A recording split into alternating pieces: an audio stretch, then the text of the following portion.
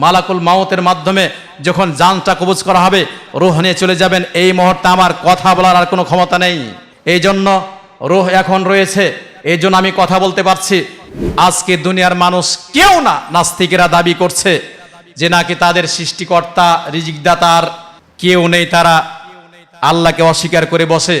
নাস্তিকদের কাছে একটি প্রশ্ন, আচ্ছা বলেন তো, আপনার ভিতরেই তো রূহ রয়েছে, রূহ সম্পর্কে কে বলতে পারে বলেন তো? মুমিন ব্যক্তি যখন মৃত্যুবরণ করে, এই সময় আল্লাহ রাসূল সাল্লাল্লাহু আলাইহি ওয়াসাল্লাম বলেন, মৃত্যুবরণ যখন সে করে, এই অবস্থায় তার রূহটা যখন তার ভিতর থেকে বেরিয়ে যায়, তার মালাকুল মাউত সেটাকে বের করে নেন আল্লাহর অনুমতি ক্রমে। তখন ওই ব্যক্তি এইভাবে তাকিয়ে থাকে। আল্লাহর এই বাণীতে প্রমাণ করে, রাসূলের বাণীতে প্রমাণ করে, রূহ শুধুমাত্র আল্লাহ তাআলার আদেশ, এর ব্যতিক্রম আর কিছু নয়। আত্মাহারিক টিভি, ওহির আলোয় উদ্ভাসিত জীবনের জন্য। দ্বিতীয় নাম্বার যে পয়েন্টটা আমি বলছিলাম, রূহটা কি? রূহ আমরা কি জানি? কুফারে কুরাইশ আল্লাহ রাসূল সাল্লাল্লাহু আলাইহি সাল্লামকে জিজ্ঞেস করলো, হে মুহাম্মদ, আব্দুল্লাহ ছেলে মুহাম্মদ, তুমি তো অনেক কিছুই বলো, নিজে দাবি করছো, নবুয়ত দাবি করছো, তুমি বলো তো রূহটা কি? আজকে দুনিয়ার মানুষ কেউ না, নাস্তিকেরা দাবি করছে যে নাকি তাদের সৃষ্টিকর্তা রিজিকদাতার কেউ নেই, তারা আল্লাহকে অস্বীকার করে বসে।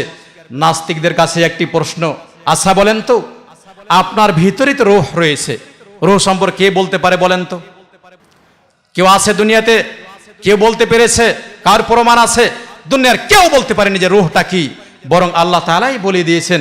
আল্লাহ রাসূল সাল্লাল্লাহু আলাইহি সাল্লামকে যখন জিজ্ঞেস করলেন এই কুফারে কুরাইশ, তিনি যখন বললেন, আল্লাহ তাআলা ওহির মাধ্যমে তাকে জানিয়ে দিলেন, ইয়াসআলুনাকা আনির রূহ, তোমাকে রূহ সম্পর্কে জিজ্ঞেস করা হলে তুমি বলো, কুলির রূহু মিন আমরি রব্বি।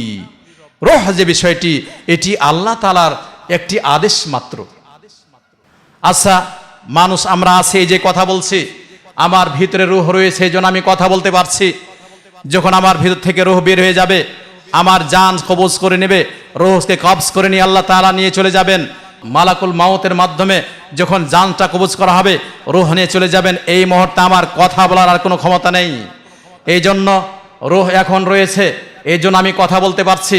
ওই ভাইদের জিজ্ঞেস করি যারা আল্লাহ তাআলাকে অস্বীকার করে, আপনাকে আমি বলছি যে আপনার ভিতরে রূহ রয়েছে, আপনি তো প্রমাণ করে দেখাতে পারলেন না, আপনি তো বলতে পারলেন না।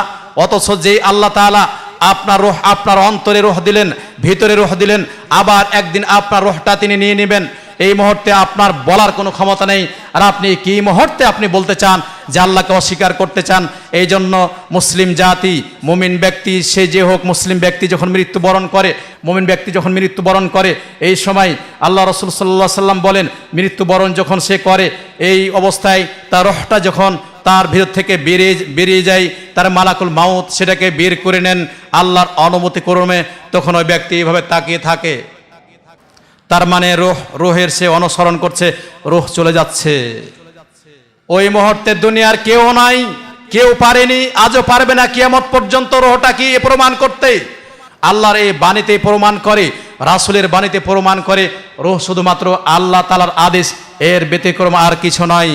এর থেকে কোনো কথা বললে এই বাড়াবাড়ি হবে।